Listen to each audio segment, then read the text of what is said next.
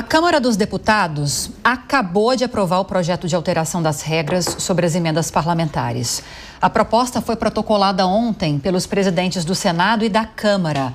O texto atende ao plano de trabalho homologado pelo Supremo Tribunal Federal para tentar adequar o processo de indicação de emendas parlamentares ao orçamento. Agora, os senadores votam a proposta. Lembrando que o STF suspendeu as emendas no ano passado e exigiu transparência sobre a distribuição desses recursos, além de formas mais eficazes de rastrear a aplicação do dinheiro. E já tive notícias, Deise Ciocari, que depois de toda essa celeuma, depois de toda essa negociação, ainda assim há brechas em relação a essa transparência e rastreabilidade das emendas nesse plano de trabalho que foi aprovado agora no Congresso. Está sendo votado, né? Está sendo discutido. Aprova novas regras para emendas. Lívia, o Congresso Nacional ele tem dois objetivos para esse ano, né? Que é o maior controle sobre as emendas parlamentares e que o STF saia do controle das emendas parlamentares, né? Então esse vai ser o grande jogo político no Congresso Nacional para esse ano de 2025, que a gente sempre lembra é um ano pré-eleitoral, né? Então como que os parlamentares vão chegar no ano que vem buscando a reeleição ou fazendo seus sucessores sem uma base de emendas para isso, né? A gente tem que lembrar que a gente está tornando, ou a gente já tornou quase que normal o orçamento secreto, né? As emendas de relator RP9, né? A gente fala nisso já como um trâmite normal do Congresso Nacional, né? Uma coisa que é uma excrescência na política brasileira e que faz parte desse presidencialismo de cooptação, como a gente fala, né? Mas eu acho que o grande objetivo é uma pena, porque a gente estava no início do programa falando aqui, o Congresso não aprovou ainda o orçamento de 2025 em março de 2025, que é uma coisa que tem que ser aprovada no final do ano anterior, né? E eles estão preocupados simplesmente com essas emendas parlamentares, porque é isso que possibilita que eles mandem o dinheiro para os redutos eleitorais ou que financiem as suas campanhas. Então, eu acredito, é uma pena, mas a gente tem outras pautas mais importantes, como a regulamentação da reforma tributária, tem aí um jogo em cima do debate eleitoral, da reforma eleitoral para o ano que vem, mas o que a gente vai ver o Congresso realmente mobilizado é em cima dessas emendas parlamentares. E, de novo, eles vão buscar uma forma, uma PEC, de tirar o controle do STF sobre essas emendas. Pode ser aquela PEC lá do controle monocrático da STF. Eles vão dar um jeito, porque é isso que interessa. O Norberto Bobbio já falava, né? O grande objetivo da política é chegar no poder, se manter no poder e tirar o inimigo do poder. E eles dependem dessas emendas parlamentares. O orçamento não foi votado ainda, como nós mesmas já falamos aqui, né, Carla, Beni?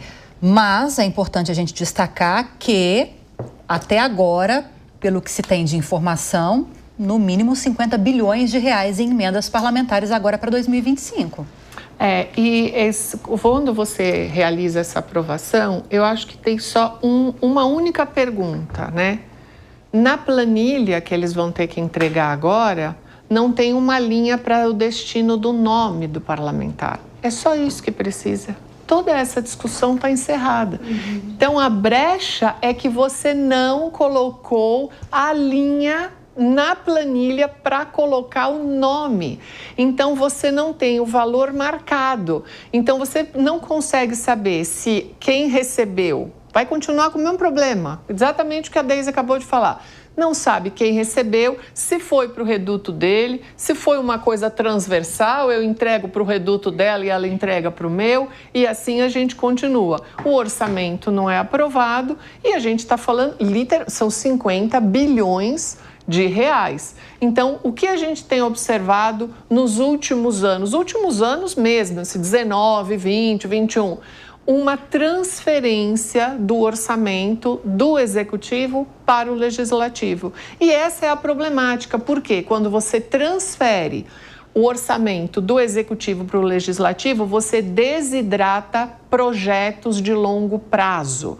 Então, se você tem um plano plurianual que foi aprovado com planejamentos de investimentos até 2027, por exemplo, que foi feito, e aí você vai cortando e fragmentando isso, alguém aqui se lembra no ano passado que tiraram uma parte do PAC 3 para transferir para as emendas? Foram 10 bilhões transferidos. Então, você vai desidratando projetos de longo prazo. Como disse a Deise, o grande objetivo do Congresso é legislar em causa própria. Então, essa daí que eu acho que é a grande problemática. Esse ponto é muito importante, Ellen, porque há um argumento de que os parlamentares vão destinar emendas, mas para projetos, para obras que sejam de Estado, digamos assim, que sejam de Estado. Só que eles têm um objetivo imediato, eles não têm um objetivo de longo prazo nessas propostas, nesses projetos, como destacou agora a Carla. E isso acaba desconstruindo uma política importante, pública, de longo prazo. Aliás, isso descaracteriza justamente a característica do legislativo, porque se fosse legislar em causa própria, a gente já está até acostumado a engolir esse sapo, né? Mas assim, é executar, é isso. O legislativo passou a tomar o protagonismo do executivo. E eu vou até um pouquinho antes de 2019, viu, Carla?